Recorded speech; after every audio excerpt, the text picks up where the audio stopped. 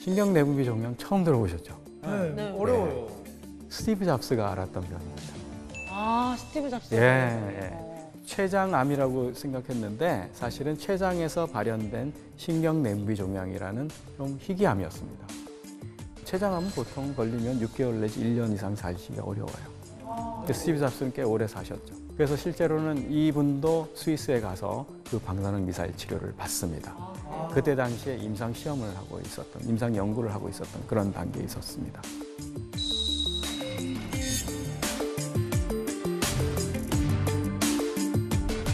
그 암에만 달라붙는 저기 보면 단백질이 있어요. 그래서 거기다가 루테슘이라는 방사능 물질을 붙였죠. 붙여서 주사를 하면 빙글빙글 돌다가 그 암에만 갑니다. 정상 세포들은 분열을 하지 않으면 방사능이 어느 정도 가도 잘 견딥니다. 근데 막 증식하는 세포들은 방사능이 가서 활성산소를 만들어내면 DNA가 파괴가 되고 그러면 더 이상 이제 살아남지 못하고 죽게 되죠. 신기하네요. 정상 세포들은 건드리지 않고 나쁜 세포들만 딱 집중해서 공격한다라는 게. 암세포에 달라붙었는지 어떻게 알 수 있나요? 그거 알 수 있는 방법이 있을까요? 이게 제 환자입니다, 실제로. 제 환자분이고.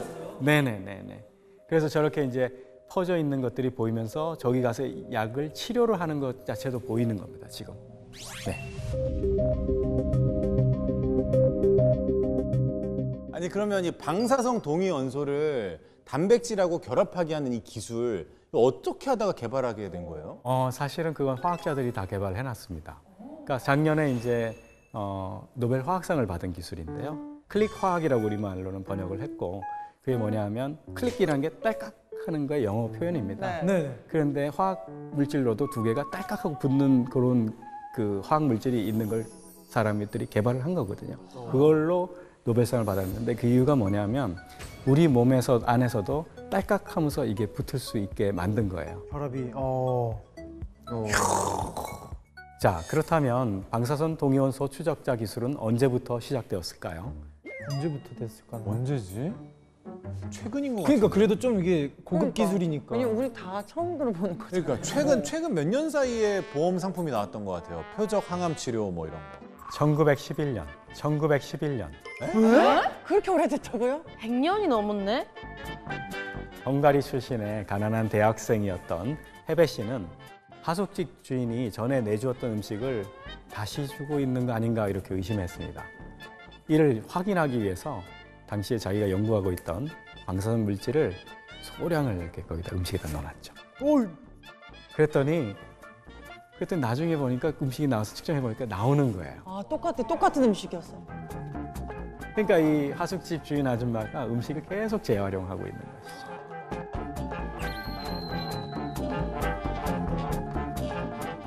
그래서 이제 이게 바로 방사능 추적자 기술입니다.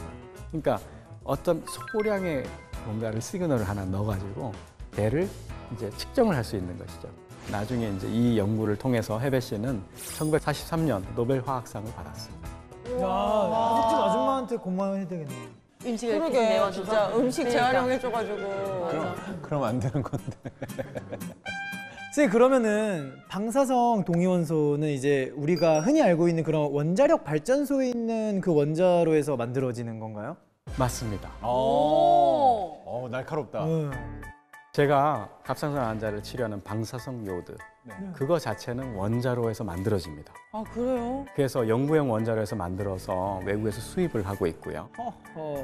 지금은 해외에서 많이 대부분 수입을 하지만 우리가 이제 기장군, 부산 기장군 같은 또 새로운 방사선 동위원소 전용 또 원자로를 또 만들고 있어요. 그래서 그게 완성이 된다 그러면 국내 환자들도 혜택을 받을 거고 또 해외 이제 수출도 가능할 것 같고요. 그게 어떻게 생겼는지 이렇게 설명 가능한 모양인가요? 그거를 눈에 들여다보면 방사능이 맞겠죠? 그러네. 사실은 눈에 보이지도 않을 정도로 작업해요. 그걸 어떻게 가지고 와서 넣고 그 작업을 어떻게 하는 거예요? 방사선이 나오는 걸 측정기가 있잖아요. 그래서 그 측정기에서는 어떤 방사선이 들어있는지마다 방사선마다 스펙트럼이라 그래서 그거를 이제 측정을 하면 다 분석도 됩니다. 그래서 무슨 방사선 물질과 무슨 방사선 물질이 있고 그걸 이제 분리하고 정제하는 거는 화학적으로 합니다. 그러면 그 안에 있는 방사능요오드가 얼마나 들어있는지 눈에 보이지는 않아요. 그냥 액체일 뿐이죠. 그렇지만 투명한 액체지만 방사능이 들어있다는 걸 우리가 잘 알고 있고 그거를 또 증발시켜서 가루로 만든 다음에 사실은 캡슐에다가 넣습니다. 그래서 이제 그거를 약을 먹게 되죠.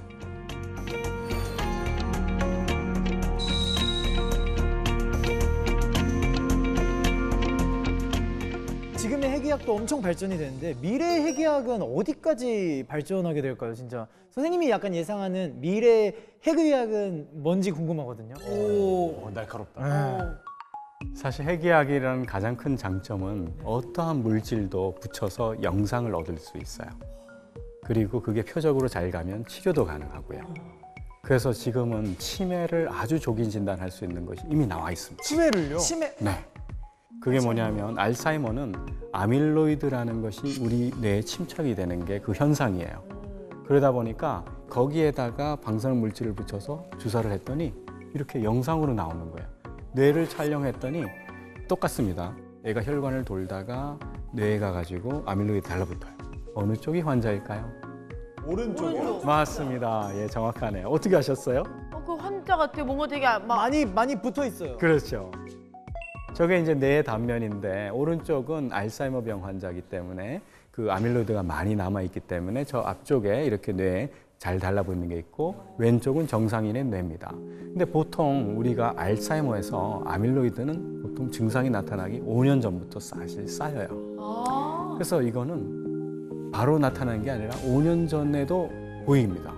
굉장히 조기에 진단할 수가 있죠. 이 검사가 펫스캔인가요? 맞습니다. 페트 검사는 암 페트도 있고 알츠하이머형 페트도 있고 굉장히 다양한 주사하는 표적 물질에 따라서 우리가 다양한 검사를 다 할 수가 있어요. 자, 사실 신약 연구에 임상시험에 저 검사가 쓰입니다. 왜냐하면 아밀로이드가 없어지는지 안 없어지는지 보거든요. 아, 이거 희소식이다. 그러니까요. 아니, 많은 질병들이 슬프지만 저는 어르신들께서 자녀들을 기억 못 하실 때 그게 제일 슬퍼. 그게 너무 슬프더라고요. 빨리 이게 개발이 돼서 맞아요. 알츠하이머 없어졌으면 좋겠다.